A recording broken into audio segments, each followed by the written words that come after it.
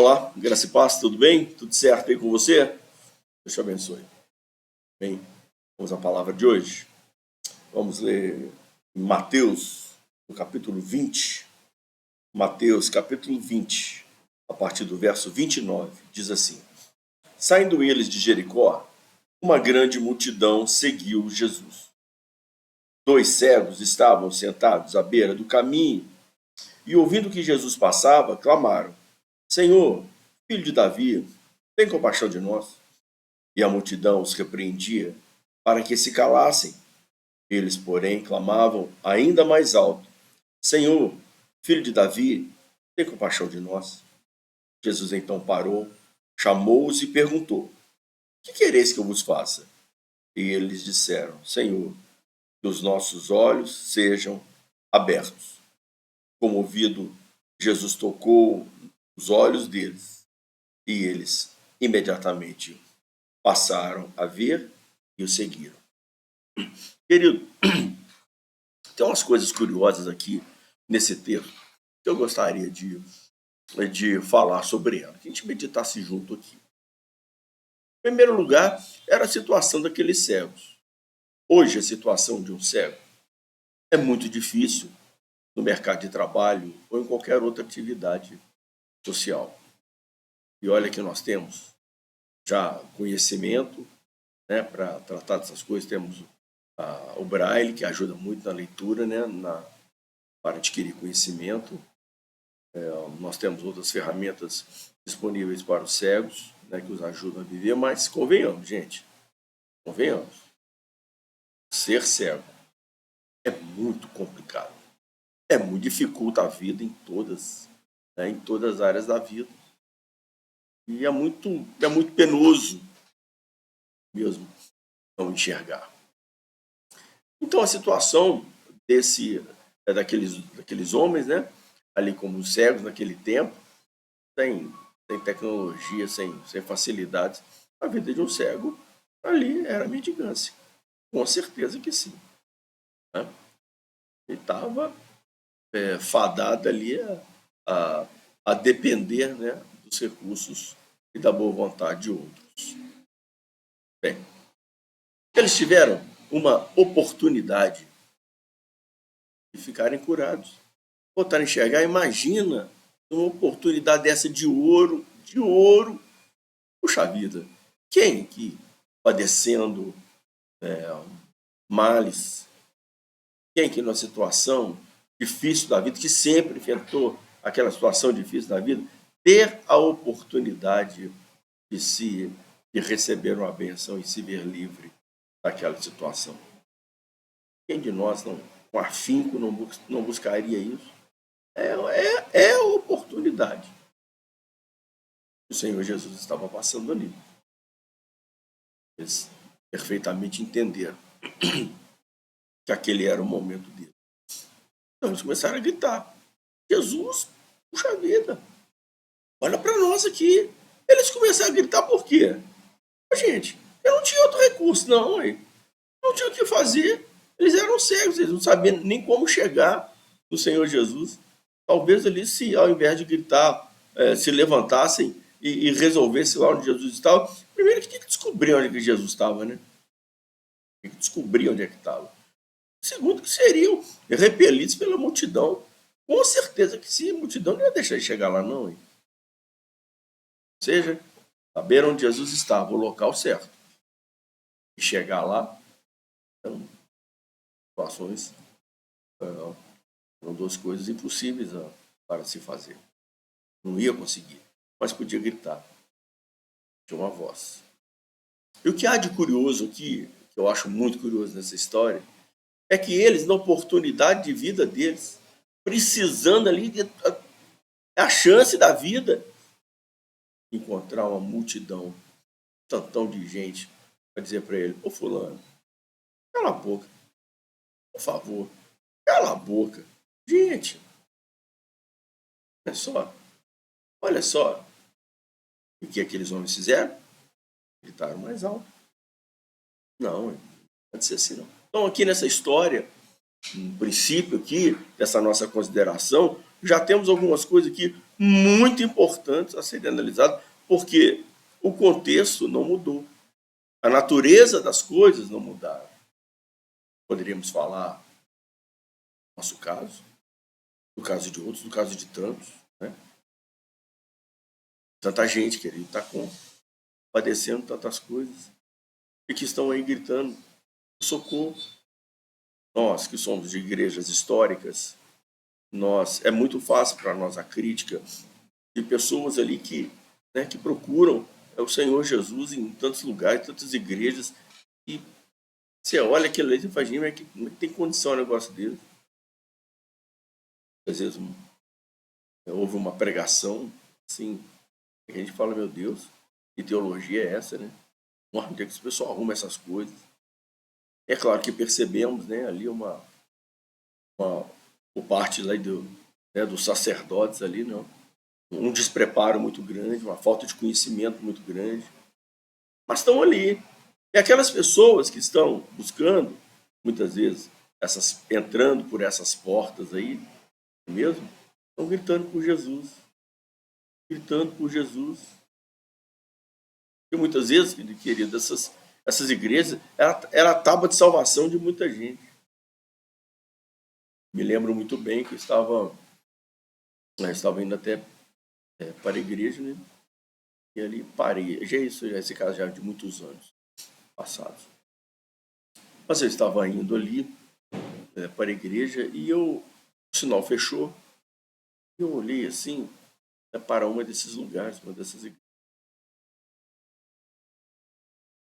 E ali, nossa, que negócio de mau gosto ali. E duas muletas pregadas em X, pregadas na parede, umas luzes verdes, vermelhas, assim. Nossa, mas que troço horroroso. Que troço de mau gosto. O negócio, eu fiquei, mas eu conhecia, famoso aqui em Belo Horizonte, né? O ministério do pastor lá, né?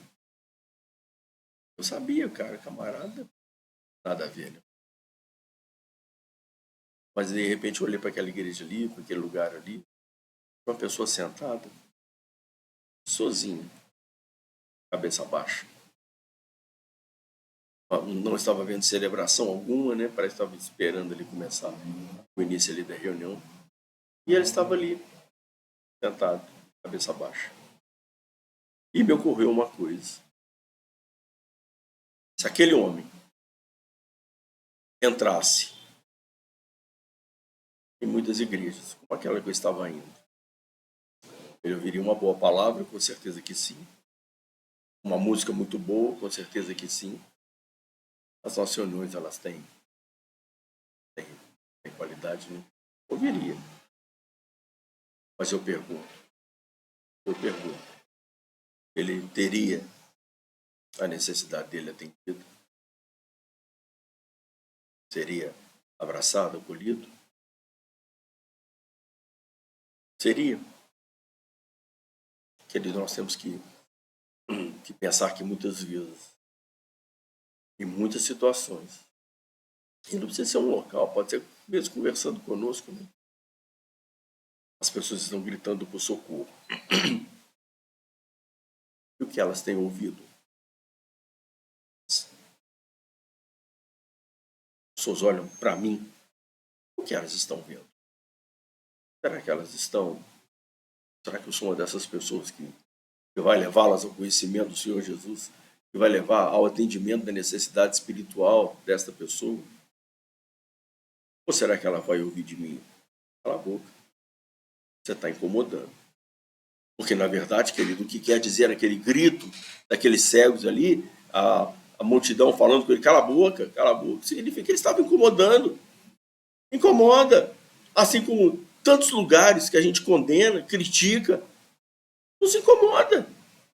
Então, isso aí tem que fechar. Isso tem que acabar.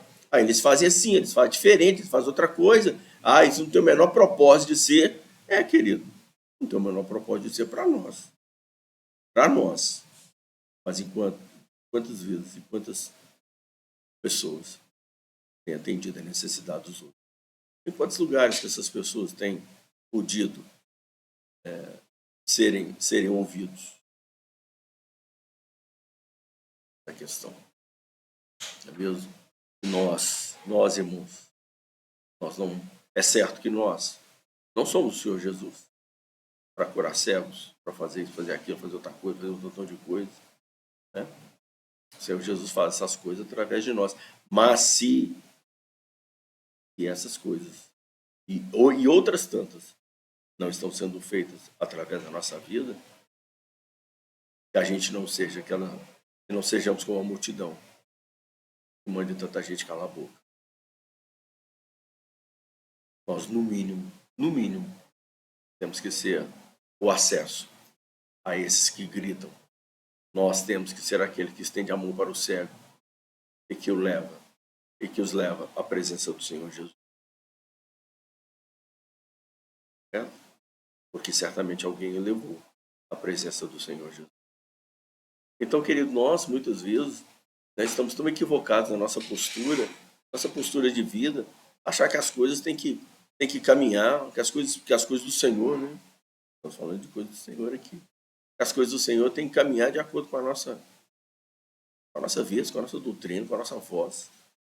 Então, querido, muitas vezes a nossa parte é levar os famintos, é levar os necessitados, é levar tanta gente que está gritando até a presença do Senhor.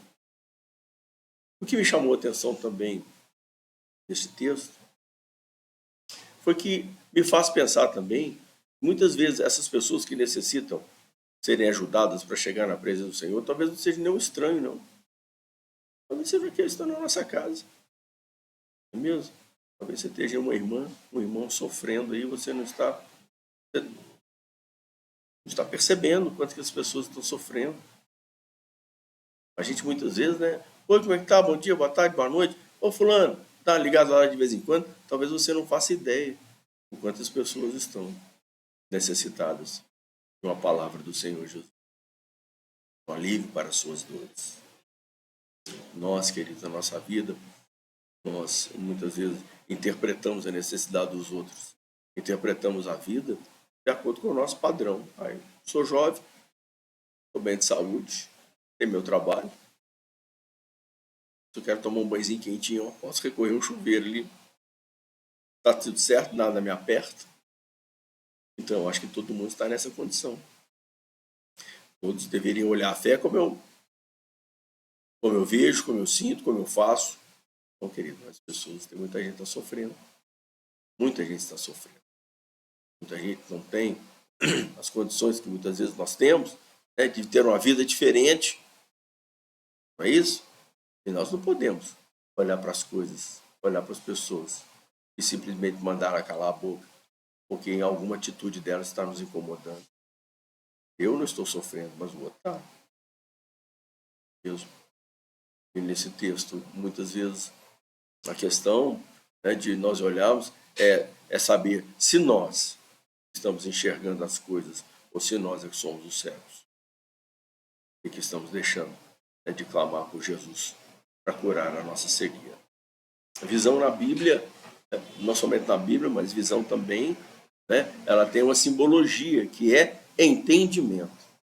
Já viu aquela expressão muitas vezes? Mas eu estava perdido na situação, de repente meu olho abriu, eu entendi as coisas, ou seja, é a associação entre a visão e o entendimento. A visão na Bíblia significa visão,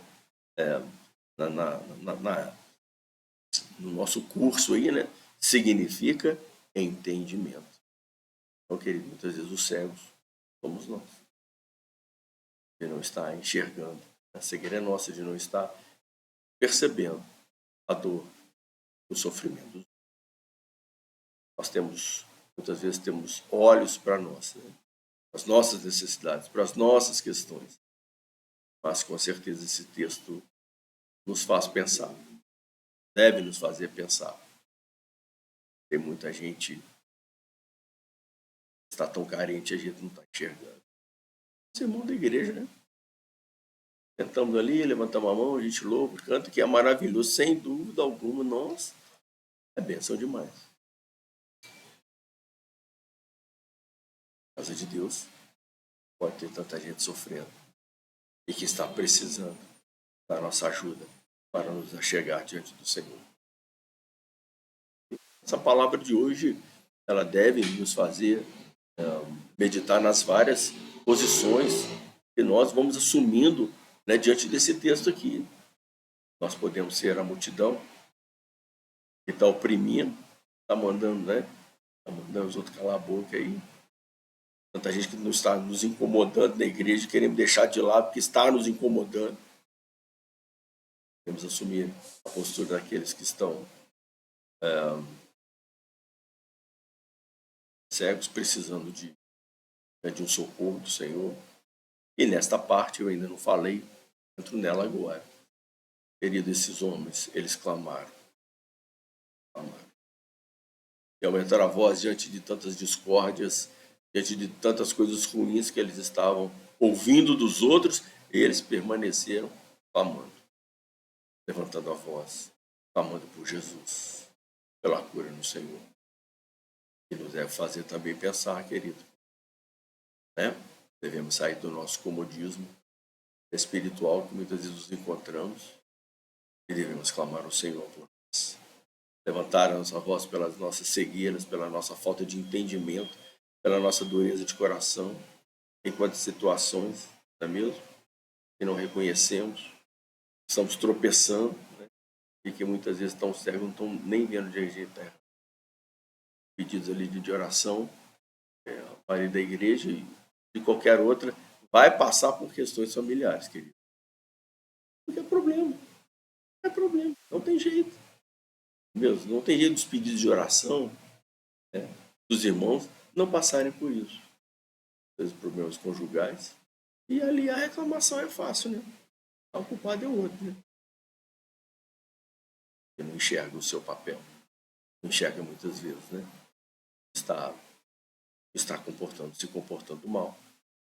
Como Jonas, né? Jonas não é aquele que estava lá no barco e aquela tragédia aconteceu lá, o pessoal quase morrendo, o barco partindo no meio lá. E Jonas, um sono gostoso, bom demais. Né? E acordado, o que aconteceu? Conversa pra cá, conversa pra lá, fala, solução disso. E joga no mar aí que esse negócio melhora, né? Pegou o Jonas, jogou no mar, pronto, quietou, tranquilizou. Enquanto a gente, querido, não tá assim em casa, falando que a culpa é do outro, reclamando do outro, mas o problema às vezes é ele. Tá causando. Às vezes ele tem que pular do barco. A coisa melhorar. Sim. Outras pessoas, querido, que dependem da nossa casa, mesmo que depende de uma palavra nossa, de uma atitude nossa de temperança, né? Temperança, né? Palavra de calma, muitas vezes recebe de nós uma palavra agressiva, de dureza de coração. Eu vejo a minha própria questão, a minha própria vida aqui, né? Com a minha mãe. Se você não sabe, a minha mãe é uma senhora de 95 anos e ela tem as atitudes de uma senhora de 95 anos. Aí. Adulto de 95 anos, querido, é igual criança, não. Aí. Criança é assim, tem que tomar banho, você pega ela e coloca debaixo do chuveiro, na bacinha lá, né? Coloca lá e dá o banho nela. Adulto não é assim. Ela tá precisando tomar banho, pode falar, não, tô não. Não vou tomar não. Ah, depois eu tomo. É assim, você precisa usar isso para acontecer aquilo, então a gente vai. Não, você não tá, eu tô bem assim. Adulto, idoso, é isso aí. Mesmo. Mas, se eu sou uma pessoa, se nós formos, né, cegos, o que acontece? A gente tem as reações próprias que a cegueira provoca e não. Fica irado, levanta a voz muitas vezes, né? Quer fazer o outro entender. Mas e quando a gente enxerga espiritualmente, o que a gente vê? A gente olha para a pessoa, vê as necessidades dela, vê as necessidades da pessoa, a gente olha com olhar de ternura, né? Vai aparecer o que fazer? Não, não vai não. A gente vai saber o que fazer? Não, não vai não. Não tem nada meio que fazer não, é temperança. A vida vai nos ensinando essas coisas, né, querido? E a solução para as coisas é a nossa calma. Essa ajuda. A solução é a nossa compaixão. É isso? Então, esse texto ele é rico porque ele nos coloca nas várias situações que esse texto oferece. Se estamos no sentido necessitado, querendo saber, precisando entender tantas coisas, estamos com a nossa vida indigesta, estamos aí com embrolho em nossas vidas. Passamos então como cegos. Vamos clamar pelo Senhor Jesus. Já vamos gritar. Senhor Jesus, cura a minha cegueira, cura a minha falta de entendimento, cura da minha ignorância. Senhor, cura de uma vida, Senhor, doente. Me cura, Senhor. Bem, vamos orar? Pai querido, eu agradeço o Senhor por essa palavra, eu agradeço o Senhor, Senhor, porque em todo tempo o Senhor tem cuidado de nós. Sim, como que na nossa vida, ó Pai, necessitamos da cura para tantas coisas, Senhor, que nós não enxergamos. Da nossa cegueira em tantas áreas, Senhor. Na cegueira, Senhor, quantos, Senhor, estão cegos, ó Pai, porque não estão percebidos, e não estão apercebidos, ó Deus, da importância da Tua igreja. Quantos, Senhor, estão cegos, Senhor, endurecendo o coração para os outros, para a esposa, para os filhos, desatentos, Senhor. Quantos, Senhor, deveriam ser mais inclinados ao cuidado dos outros, estão cegos, Senhor, olhando para si mesmos. Pai, mas nós essa noite rogamos, pedimos, clamamos e lemos aqui nesse texto, meu Pai, a importância de clamar pelo Senhor. Sim, Pai, nós clamamos pelo Senhor nessa noite. Olha para nós e cura a nossa vida. Por outro lado, Senhor, não nos deixe, Senhor, entrar, Senhor, sempre estamos no meio da multidão, nós que deveríamos estar ajudando as pessoas se achegarem até a Ti, nós estamos gritando, tentando, Senhor, fazê-las calar, porque muitos comportamentos, muitas coisas que nós vemos nos outros, nos incomoda e queremos aquilo. Pai, dá-nos graça, Senhor. Dá-nos graça, Senhor. Sermos pessoas que enxergam, gente que tem entendimento e que pega na mão de tanta gente que está aí gritando, Pai, e os levar, Senhor, à Tua presença. É que nos pedimos nessa noite, Senhor, para a Tua bênção. Em nome de Jesus. Amém. Valeu. Deus te abençoe. Não importa qual a posição que você está. Nesse momento da sua vida, nós temos o Senhor Jesus. Vamos clamar a Ele em todo o tempo. Senhor, cura-me da minha cegueira. Dá-me entendimento. Valeu? Abraço para você. Deus te abençoe. Tchau.